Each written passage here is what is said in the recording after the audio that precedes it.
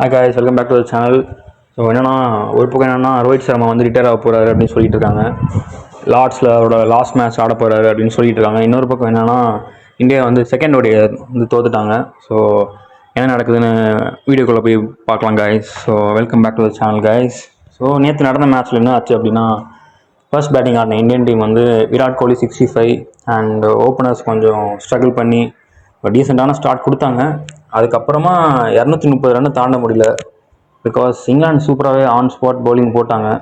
இங்கிலாண்டில் வந்து Jofra Archer, Atkinson, so சாம் கரன், இந்த மாதிரி சக்கிப் முகமது, இதுமாரி எல்லா பவுலர்ஸுமே வந்து சூப்பராக பவுலிங் போட்டாங்க.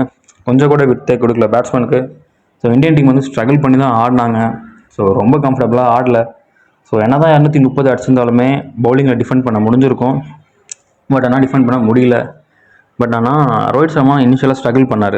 பட் விராட் கோலி கொஞ்சம் ஸ்லோவாக ஸ்டார்ட் பண்ணி 65 எடுத்துகிட்டு போனார். ஸோ அதுக்கப்புறமா ஸ்ரேயாஸ் ஐயர் ஒரு 60 அடித்தார். ஸோ அவர் என்ன பண்ணியிருந்துருக்கணும், ஆக்சிலேட் பண்ணியிருக்கணும். பட் அவர் பண்ணல.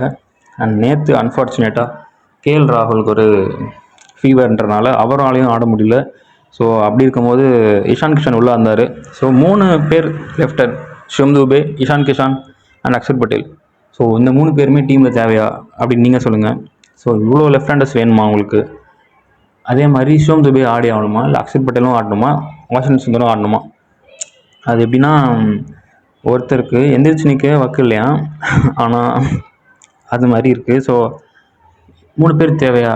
So Washington Sundar next match ஆடுவாரா அப்படின்னு கமெண்ட் பண்ணுங்க. ஸோ என்னை பொறுத்த வரைக்கும் பிரசித் கிருஷ்ணா ஒரு நல்ல பவுலர் தான். பட் நேற்று ஒரு நல்ல சீமரை மிஸ் பண்ணாங்க இந்தியா. நானாக இருந்திருந்தால் வந்து பிரின்ஸ் யாதவை வந்து கொடுத்துருப்பேன். ஸோ பிரின்ஸ் யாதவ் வந்து super bowler. So at least last ODI match வந்து டிசைடர் மேட்ச். ஸோ அந்த மேட்ச்லாச்சும் பிரின்ஸ் யாதவ் அண்ட் பும்ரா அண்ட் குர்னூர் பிரார் சொல்லி ஆகணும். செம கேங்ஸ்டராக இருக்க தெரியுறாரு. கேங்ஸ்டர் பிரார் மாதிரி பவுலிங் போட்டுட்ருக்காரு. ஸோ அவர் ஒரு பக்கம் செம அட்டாக்கிங்காக போடுறாரு. ஸோ அவருக்கு சப்போர்ட் பண்ணுற மாதிரி பவுலர்ஸ் வேணும். ஸோ அக்ஷர் பட்டேல் ரீசெண்டாக சூப்பர் ஃபார்மில் இருக்கார். பட் அவர் அதை கண்டினியூ பண்ணுறான்னு வெயிட் பண்ணி பார்ப்போம். அண்ட் இங்கிலாந்து வந்து கண்டிஷன்ஸ் அசஸ் பண்ணி ஆடுறாங்க. பட் இந்தியன் டீம் வந்து நாங்கள் வந்து 8 வரைக்கும் பேட்ஸ்மேன் வச்சுப்போம் அப்படின்னு சொல்லி பேட்டிங் ஆர்டரை ஸ்ட்ரென்தன் பண்ணுறோன்னு சொல்லி ஷிவம் துபே 8ல் வச்சு, பட் ஸ்டில் ரன்ஸும் வரல. 230 தாண்ட முடியல. அப்படின்றப்போ ஸ்டாட்டிஸ்டிக்கல் எரர்ஸ் நிறையா பண்ணாங்க. ஸோ நெக்ஸ்ட் மேட்ச்சில் அவங்க என்ன பண்ணுறாங்கன்னு பார்ப்போம். நீங்கள் உங்களோட பிளேயிங் லெவனை கமெண்ட் பண்ணுங்கள் காய்ஸ். ஸோ என்னோட பிளேயிங் லெவன் வந்து Shubman Gill and Rohit Sharma opening, and 1 down is Virat Kohli, and 2 down is Shreyas Iyer, 3 down is Shivam Dube. அப்படி ஆடினார்னா ஷிவம் துபே வரணும். அப்படி இல்லைன்னா வந்து கேஎல் ராகுல் வரலாம். ஸோ கேஎல் ராகுலுக்கு அப்புறமா அக்ஷர் பட்டேல் கீழே ஆடலாம். ஸோ விக்கெட்ஸ் முன்னாடியே போச்சுன்னா ஒரு ஏர்லியாக வருவார். ஸோ குல்தீப் யாதவ் ஆடணுமா வேணாமா அப்படின்றத நீங்கள் எல்லோரும் கமெண்ட் பண்ணுங்கள். அண்ட் எனக்கு தெரிஞ்சு கண்டிப்பாக வாஷிங்டன் சுந்தரம் ஆடுவாங்கன்னு நினைக்கிறேன். ஏன்னா அவர் ஆஃப் ஸ்பின்னர் வேறு யாரும் பெருசாக இல்லை. ஸோ பேட்டிங்காக ஆடுவாங்கன்னு நினைக்கிறேன். ஸோ அதுதான் என்னோட டாப் பவுலர்ஸ் வந்து குர்னூர் பிரார், பிரின்ஸ் யாதவ், பும்ரா, ஷிவம் துபே.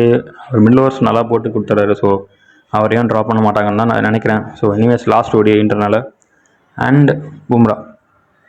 ஸோ உங்களோட ஸ்ட்ராங் லெவனை கமெண்ட் பண்ணுங்கள் கைஸ். கேஎல்ரோட பேட்டிங் பார்க்கறதுக்கு நான் ரொம்ப இன்ட்ரெஸ்டிங்காக இருக்கேன் நெக்ஸ்ட் மேட்ச்சில்.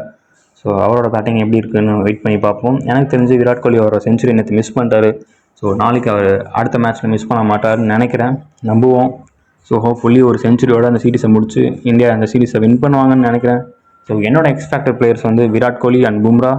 ஃப்ரம் இங்கிலாந்து வந்து Jofra Archer and Jos Buttler. Buttler என்ன தான் வந்து ஃபார்மில் இல்லைனாலுமே அவர் எப்போனாலும் அடிப்பார். அண்ட் ஜோ ரூட்டோட கிளாசிக்கல் இன்னிங்ஸ் பற்றி பேசி ஆகணும். இந்த மாதிரி ஒரு பிச்சில் கூட ஒரு சாலிட் பர்ஃபார்மன்ஸ் கொடுக்க முடியும்னா அது ஜோ ரூட்டால் தான் கண்டிப்பாக முடியும். ஸோ என்ன மாதிரியான ஒரு கிளாசிக்கல் பிளேயர்னு அவர் காமிச்சிட்டாரு. Consistency at its best. அவரை அவுட் பண்ணவே முடியல பவுலர்ஸால்.